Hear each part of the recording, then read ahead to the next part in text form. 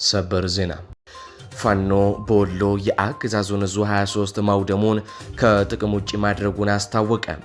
በወሎ ከባድ ትንቅንቅ ሲደረግ በደሴ ዙሪያ የአገዛዙ ጦር እንደ ቅጠል ረግፏል ተብሏል።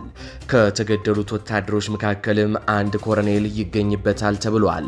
ደሴ ዙሪያ በነበረው ውጊያ ብልጽግና ከፍተኛ ድንጋጤ ውስጥ መግባቱም ተነግሯል። ዝርዝር ዘገባ ይዘንበታል። በጎንደርም የፋኖ ኃይሎች በሰሜን ጎንደር አድርቃይና ዛሬማ አካባቢ ታላቅ ድል ተቀዳጅተዋል። ከ100 በላይ የአገዛዙ ሰራዊት ሙትና ቁስለኛ ሲሆን ከ80 በላይ ክላሽም ታፍሷል። በዝርዝር ዘገባም ይዘነዋል። ወዲህ ደግሞ የኤርትራው ጀነራል ተክላይ አብርሃ ጦርነት አንፈልግም፣ ጦርነቱን እነሱ ከጀመሩት ግን በ5 ቀን አዲስ አበባን የሚቆጣጠር ጦር አለን ሲሉም ተናግረዋል። ብልጽግና ድሮን አለኝ አየር ኃይል አለኝ እያለ ይፎክራል። እኛ ግን በዛቻ ሳይሆን አስፈላጊ ሲሆን ምን እንዳለን እናሳያቸዋለን ሲል ጀነራሉ ለሰራዊታቸው ከኢትዮጵያ ድንበር አቅራቢያ ሆነው ንግግር አድርገዋል። የጀነራሉን ንግግር በዝርዝር ይዘነዋል፣ እናስደምጣችኋለን። ወዲህ ደግሞ በአቡነ ሳዊሮስ የምትመራው ቤተ ክህነት ለአብይ አህመድ መከላከያ ሰራዊት በቢሊዮን የሚቆጠር ገንዘብ መስጠቷ ተጋለጠ። በሌላ በኩል ደግሞ ብፁዕ አቡነ ጴጥሮስ አብይ አህመድ ገዳያችን ነው ብለዋል። ዝርዝር አሰናድተናል። ሰላም ጤና ይስጥልኝ አድማጭ ተመልካቾች፣ እንደምንቆያችሁ ከላይ በአርዕስተ ዜና ያደመጣችሁትን መረጃዎች ወደ እናንተ ላደርስ እዚህ ተገኝቻለሁ። የህዝባዊ ትግሉን የምትደግፉ እንዲሁም ሀገር ወዳድ የሆናችሁ አድማጭ ተመልካቾች ቪዲዮ ላይክ፣ ቻናሉን ሰብስክራይብ አድርጋችሁ የዶል ምልክቱን ታበሩ ዘንድ እንጠይቃለን። እንዲሁም በኮሜንት ድል ለህዝብ ልጆች ድል ለጀግኖቹም እያላችሁ ለህዝቡ ሲሉ ጫካ የገቡትን ታጋዮች ታበረታቱ ዘንድ እየጠየቅናችሁ በቀጥታ ወደ መረጃዎች ያለፍኩኝ፣ እስከ ፍጻሜው ድረስ አብራችኝ ቆዩ።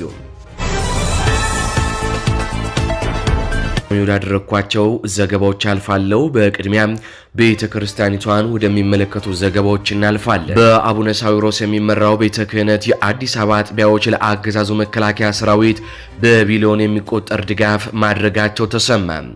ከጠቅላይ ቤተ ክህነት 200 ሚሊዮን ብር ወጪ ተደርጓል ተብሏል። ከመላው የአዲስ አበባ አድባራት ደግሞ ከዝቅተኛው ደብር 2 ሚሊዮን ከከፍተኛው ደብር ደግሞ 10 ሚሊዮን ወጪ ተደርጓል ነው የተባለው። በጥቅሉ 275 አብያተ ክርስቲያናት በአዲስ አበባ ብቻ የሚገኙ የተጣለባቸውን ኮታ ወጪ አድርገዋል ሲሉ የመረጃ ምንጮቻችን ገልጸዋል። የቤተ ክህነቱን ጨምሮ የቤተ ክርስቲያኖቹ ወጪ ሲደመር ይህ ድጋፍ በድምሩ በሚሊዮን የሚቆጠር ሳይሆን በቢሊዮን የሚቆጠር ነዋይ ነውም ተብሏል። እና አባ ሳዊሮስ ስራ አስኪያጅ ሆነው የገቡት እንዲህ ያለ ድጋፍ እንዲያደርጉና የምዕመናንን ሞት እንዲያሰለጥኑ ነው ሲሉ የውስጥ ምንጮቻችን ገልጸዋል። በእነ ሳዊሮስ በኩል የመከላከያ ሰራዊቱ እየተቀለበ ነው። አብይ አህመድ ቤተ ክርስቲያኗን መከላከያ ሰራዊቱን እንድትደግፍ በማድረግ በቢሊዮኖች የሚቆጠሩ ገንዘቦችን ከቤተ ክርስቲያኗ እየመነተፈ ነው። ህዝቡ አስራት በኩራት እያለ እንዲሁም ለቤተ ክርስቲያን ማሰሪያ እንዲሁም ለቤተ ክርስቲያን የሚያስገባውን ገንዘብ እና አቡነ ሳዊሮስ ለመከላከያ ሰራዊትና ለአብይ አህመድ ለኦርቶዶክሶች መገደያም መሳሪያ መግዣም እያቀበሉት ነው። ይህ በእንዲህ እንዳለ ደግሞ ገድሎ የማይደክመው ስርዓትና ተገድሎ የማያልቅ ህዝብ ነው ያለን ሲሉ ብፁዕ አቡነ ጴጥሮስ ገለጹ። በአርሲ ተጨማሪ ኦርቶዶክሳውያን መሞታቸው የታወቀ ሲሆን ብፁዕ አቡነ ጴጥሮስና ብፁዕ አቡነ ናትናኤል አንሙት ማለት ፖለቲካ አይደለም በማለትም ተናግረዋል። አሁን ላይ በአንድ ሳምንት ብቻ የሟቾች ቁጥር 43 መድረሱም ተነግሯል። ይህንን የክርስቲያኖች ግድያ ተከትሎ ብፁዕ አቡነ ጴጥሮስ ከሚዲያዎች ጋር ባደረጉት ንግግር አሁን የሰማነው ይፋ የሆነውን እንጂ በግልጥ ነገረን ያልታየ በየቀኑ 365 ቀን ሙሉ እየተገደሉ የተቀበሩ ህፃናት ብዙዎች ኦርቶዶክሶች አሉን ብለዋል።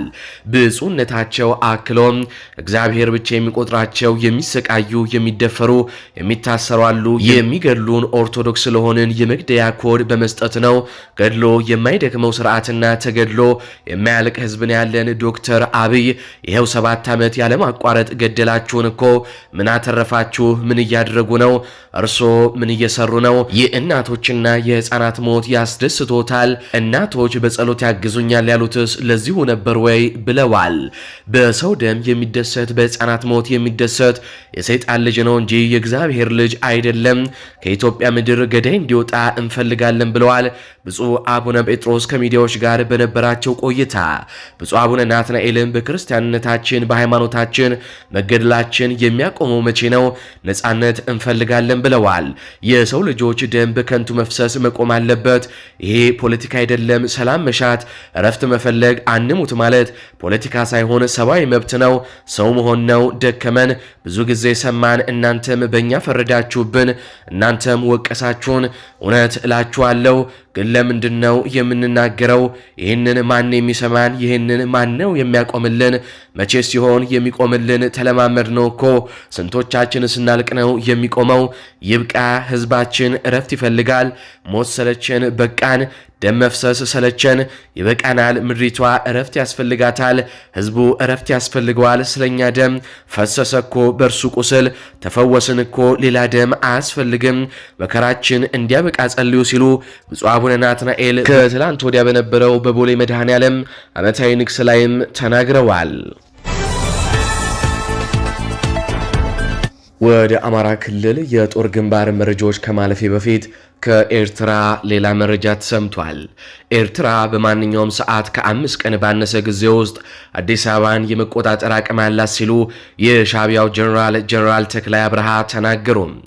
ጄኔራሉ ይህንን ንግግር ያደረጉት ዛሬ ከኢትዮጵያ ድንበር አቅራቢያ በሚገኘው የኤርትራ ሰራዊት ካምፕ ተገኝተው ባደረጉት ንግግር ሲሆን ጄኔራሉ እነሱ ይዘታሉ፣ እኛ ስራ ላይ ነን ሲሉ የኢትዮጵያ መንግስት ከዛች ያለፈ አቅም እንደሌለው ለሰራዊታቸው ገልጸዋል።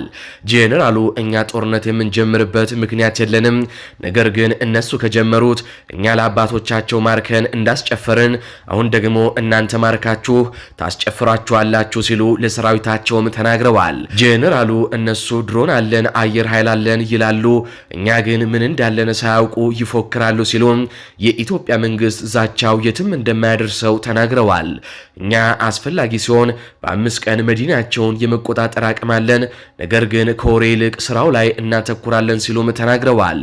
ጄኔራሉ በኢትዮጵያ ድንበር ላለው ሰራዊታቸውን በተጠንቀቅ እንዲቆምም ትዕዛዝ ሰጥተዋል ነው የተባለው። ከአማራ ክልል ወደ ተገኙ ሰበር የጦር ግንባር መረጃዎች እንዲሁም ደግሞ አበይት ጉዳዮች አልፋለሁ። በቅድሚያም አበይቶቹን አስቀድማለሁ። የጸረ አማራው አገዛዝ ወታደሮች አንድ ባለ 3 እግር ተሽከርካሪ ባጃጅን ሲያወድሙ ከ10 በላይ የቀንድ ከብቶችን መግደላቸው ተሰማ። ጀንበር ላዘገዘቀችበት የብልጽግና አገዛዝ ተላላኪ በመሆን እያገለገለ የሚገኘው ራሱን መከላከያ ሰራዊት እያለ የሚጠራው የመንደር ዱርዬ ስብስብ በምስራቅ አማራ ቀጠና አንጎት ወረዳ በዛሬው ዕለት ጥቅምት 29 ቀን 2018 ዓ.ም አንድ ባለ 3 እግር ተሽከርካሪ ባጃጅን ሲያወድም ከ10 በላይ የቀንድ ከብቶችን መግደሉን የአፋባሃ ምኒልክ እዝ ህዝብ ግንኙነት መምሪያ ለሚዲያችን በላከው መረጃም አስታውቋል። ራሱን ድሃ ተኮር ነኝ በሚል የሚያሞካሸው በአማራ ህዝብ ላይ ሁለንተናዊ ጥቃት በመፈጸም ማውደምና ማድቀቅ የሚል እቅድ ነድፎ እየተንቀሳቀሰ የሚገኘው አገዛዙ የድሃ አርሶ አደሮችን ንብረት የሆኑ ከ10 በላይ የቤት እንስሳቶችን በአሰቃቂ ሁኔታ በመግደል አይደለም አማራ የአማራ ንብረት የሆኑትን ሁሉ በማጥፋት የጥላቻ ጥጉን እያሳየም ይገኛል። በተመሳሳይ ይኸው ጸረ አማራ ቡድን የነሱን የቤተሰቦቻቸውን ህይወት ለመቀየር በትራንስፖርቱ ዘርፍ ተሰማርተው የሚገኙ ወጣቶችን ለምን ከኔ ጋር ተሰለፋችሁ አትዋጉም በሚል እሳቤ የሚያሽከረክሩትን ባለ 3 እግር ተሽከርካሪ ባጃጅ በእሳት አቃጥሏል ነው ያሉት የመረጃ ምንጮቻችን። ይሄ ጸረ ህዝብ፣ ጸረ ልማት፣ ጸረ ሰላም የሆነው የብልጽግና ቡድን በዘፈቀደ ከሚፈጽመው የከባድ መሳሪያ ድብደባ በተጨማሪ ወታደሮቹ በየአካባቢው የሚገኙትን ንጹሃኖች እንዲገሉ ሀብት ንብረት እንዲያወድሙና እንዲዘርፉ ትዕዛዝ ሰጥቶ ካሰማራው ድፍን 2 ዓመትም አልፎታል። በየቀኑም በአማራ ህዝብ ላይ ግፍን እየፈጸመ ነው። ይህ በእንዲህ እንዳለ ወደ ጦር ግንባር መረጃዎች ስናልፍ ሱሪ ከለበሱት ቀበቶ ከታጠቁት የአማራ ልጆች ሲደርስ የአገዛዙ ሰራዊት እየተሽመደመደ ነው። በደሴ ዙሪያ ወረዳ በተደረገ ውጊያ የአገዛዙ ኃይል ከባድ የሆነ የሰብአዊና ቁሳዊ ኪሳራ እንደደረሰበት ታወቀ። በደሴ ዙሪያ ወረዳ አጥንት መስበሪያና እሁድ ተብለው በሚጠሩ አካባቢዎች ላይ በተደረገ ውጊያ የጸረ አማራው ብልጽግና ቡድን ተላላኪ የሆኑ በርካታ ቁጥር ያላቸው የመከላከያ ሰራዊት፣ የአድማ ብተና፣ የሚሊሻ አባላት ሲገደሉ በርካቶች መቁሰላቸውን በአፋባሃ የሚኒሊክ እዝ ህዝብ ግንኙነት መምሪያ ለሚዲያችን በላከው መረጃ ማስታውቋል። አፋባሃ ሚኒልክ እዝ ባላጎት ወርዋሪ ሻለቃና ጥቅምት 27 2018 ዓ.ም የተመረቁት አዳዲሶቹ የልዩ ኮማንዶ አባላት በጋራ በመሆን ነው በብልጽግና ላይ ከባድ እርምጃ በመውሰድ ድሉን የተቀዳጁትም ተብሏል። እዙ ለሚዲያችን በላከው መረጃ የአገዛዙ ከፍተኛ ቁጥር ያለው በግምት እስካሁን በእርግጠኝነት ባይታወቅም በግምት ግን ከ50 በላይ የአገዛዙ ወታደሮች መገደላቸውም ተገልጿል። ከነዚህ መካከልም ኮሎኔል ሻንቆ የተባለ የአገዛዙ ከፍተኛ ወታደራዊ መሪ ሳይኖር እንዳልቀረም ነው የተነገረው። ከወደ ፋኖ የተሰነዘረባቸውን ጥቃት መቋቋም ያልቻሉት ሙትና ቁስለኛ ከመሆን የተረፈው የብልጽግና ኃይል ወደ ኩታበርና ደሴ መፈርጠጡንም የዙ ህዝብ ግንኙነት መምሪያ ለሚዲያችን በላከው መረጃም ጨምሮ ገልጿል። እዚሁ ወሎ ላይ ስንቆይ ዙ 23 በአናብስቶች ወደመ። በአፋባሃ ምስራቅ አማራ ቀጠና ሚኒልክ እዝ ግዙፉ ላስታ ጀነራል አሳምነው ጽጌ ኮር ተከዘ ክፍለ ጦር ልዩ ዘመቻ ባደረገው ትንቅንቅ ልዩ ቦታው ቻይና ካምፕ ተብሎ ከሚጠራው ቦታ ላይ በተደረገ ትግል አንድ ያገዛዙ ዙ 23 ከጥቅም ውጭ የተደረገ ሲሆን እዛው የነበሩ አራቱ ሲደመሰሱ ሶስቱ ቆስለዋል ሲል የእዙ ህዝብ ግንኙነት ለሚዲያችን በላከው መረጃ አስታውቋል። በተያዘ መረጃ ጥቅምት 29 ቀን 2018 ዓ.ም በተከዘ ክፍለ ጦር ስር የሚገኘው አምስተኛ ሻለቃ ባደረገው ተጋድሎ ከወደ ደላንታ በግለሰብ አይሱዚ መጣ የነበረው የብልጽግና ኃይልን ጅጣ ወንዝ ላይ በመጠበቅ አምስቱ ሲደመሰስ 9 ቆስሏል ሲልም የፋኖ ኃይል አስታውቋል። በዚህ የተናደደው የብልጽግና ኃይል የግለሰብ ባጃጅ አቃጥሎም ሄዷል። መዳረሻው ድልና ነጻነት የሆነው የአማራ ህዝብ የሉና ተጋድሎ ተጠናክሮ ይቀጥላል ሲል የአማራ ፋኖ ብሔራዊ ኃይል አፋባሃ ምስራቅ አማራ ቀጠና ግዙፉ ላስታ ጀነራል አሳምነው ጽጌ ኮር ጥራሪ ክፍለ ጦር ቃል አቀባይ ፋኖ ኢንጂነር አማረ ካሳ መረጃውን አድርሶናል። ይህ በእንዲህ እንዳለ ፋኖ በሰሜን ጎንደር አዳርቃይና ዛሬማ አካባቢ ታላቅ ድል ፈጽሟል። የአማራ ፋኖ ብሔራዊ ኃይል ሰሜን አማራ ቀጠና በላይ ዘለቀ እዝ የራስ አሞራ ውብነ 3ኛ ኮር ድብ ጠለምት ተከዝና ጭና ክፍለ ጦር በጡት ቁራጩ የአብይ አህመድ ሰራዊት ላይ ከፍተኛ የሆነ ድል መቀዳጀታቸውን አስታውቀዋል። ከጥቅምት 26 2018 ዓ.ም እስከ ዛሬዋ ቀን ጥቅምት 29 2018 ዓ.ም ድረስ በነበረው አስጨራሽ አውደ ውጊያ በመደርዘን የሚቆጠር የሥርዓቱ አገልጋይ ሰራዊት ድል ተደርጓል ተብሏል። የአገዛዙ ብልጽግና የሰሜን ምዕራብ እዝ 3 ክፍለ ጦር ሰራዊት በአዳርቃይና ዛሬማ ቢሰማራም አብዛኛው ሰራዊት መደምሰሱም ተገልጿል። ለአራት ተከታታይ ቀናት በተደረገው አስጨራሽ አውደ ውጊያ ከ90 በላይ የብልጽግና ሰራዊት ሲደመሰስ 80 የነፍስ ወከፍ ክላሽንኮቭ መሳሪያ ደግሞ በምርኮ መያዙም ተነግሯል። ጥቅምት 28 ለጥቅምት 29 አጥቢያ ሌሊቱን የድብ ጠለም ተከዜ ክፍለ ጦርን የከበበው የአገዛዙ ሰራዊት ከፍተኛ የሆነ ሽንፈትን አስተናግዷልም ነው የተባለው። በሌሊቱ በተደረገው አውደ ውጊያ ቁጥሩ በውል ያልታወቀ ሰራዊት መደምሰሱን የአፋባሃ ሰሜን አማራ ቀጠና በላይ ዘለቀ እዝ ራስ አሞራ ውብነ 3ኛ ኮር ድብ ጠለም ተከዜ ክፍለ ጦር ህዝብ ግንኙነት ኃላፊ አርበኛ እሸቱ መለስ ለሚዲያችን በላከው መረጃ አስታውቋል። አውደ ውጊያው ዛሬም ተጠናክሮ የቀጠለ ሲሆን ፋኖ በርካታ ወታደራዊ ቦታዎችንም ተቆጣጥሯል። በፋኖ ከፍተኛ ምት ያስተናገደውና አብዛኛው ሰራዊቱ የተደመሰሰበት የብልጽግና ጡት ቆራጭ ሰራዊት በሰላማዊ ዜጎች ሀብት ንብረቶች ላይ ጉዳት አድርሷል ነው የተባለው።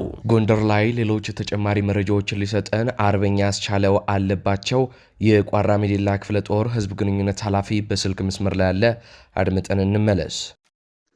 አመሰግናለሁ። እንግዲህ ወንድሞቼ እንግዲህ እንደሚታወቀው በተለይ የብልጽግና መራሹ መንግስት እንግዲህ የመጨረሻ አስተንፋሱ እየተዘጋ መሆኑን የሚያመለክት ምልክቶችን እያየን ያለ ነው። እንግዲህ ከሰሞኑ እንግዲህ የራሱን ስም ቀይሮ ማለት ነው የውጭና የሀገር ውስጥ ባንዳዎችን እንከላከል የሚሉ ከንቱ የሆነ ቅጀት አጀንዳዎችን ዘርግቶ በሴቶች ጉዳይ፣ በወጣቶች ጉዳይ ወዘተረፈ በሚል እያወያየ ያለው የከንቱ ይሄ መሳቂያ የሆነ አጀንዳውን ሁላችንም እየተመለከትን ያለን። እንግዲህ ባንዳው የውጭ ባንዳውም የሀገር ውስጥ ባንዳውም ማን እንደሆነ እንግዲህ ራሱ ይወቀው። እንግዲህ ባንዳው ራሱ እንጂ የባንዳ ልጅ ባንዳ ራሱ ነው። ባንዳነቱን እያሳየ ያለ ሀገር በገነባ ህዝብ ላይ የድሮንና ልዩ ልዩ የዘር ማጥፋት ስራ እየሰራ ያለው እሱ ነው። ይሄ የብልጽግና መራሹ መንግስት ነውና እንግዲህ አጀንዳን በየሰዓቱ እየቀያየረ ማህበረሰባችን ለማደንዘዝ የሚሄድበትን ርቀት እያየን ነው። ነገር ግን የሚያዳምጠው አካል የለም። ልክ እንደ ባዶ በርሜል እየጮኸ መሆኑን ሁላችንም ልንረዳ መቻል አለብን። በርሜል እንግዲህ ምንም የሌለው ነገር ሲነካው ድምጽ ወዲያ ነው የሚጮኸው። ስለዚህ ይሄ ምንም ነገር የለውም ማለት ነው። ስለዚህ እንደ በርሜል ወይ ጮሆ ከመቅረት ውጭ አንድ የሚፈይደው ነገር የለም የሱ አጀንዳ።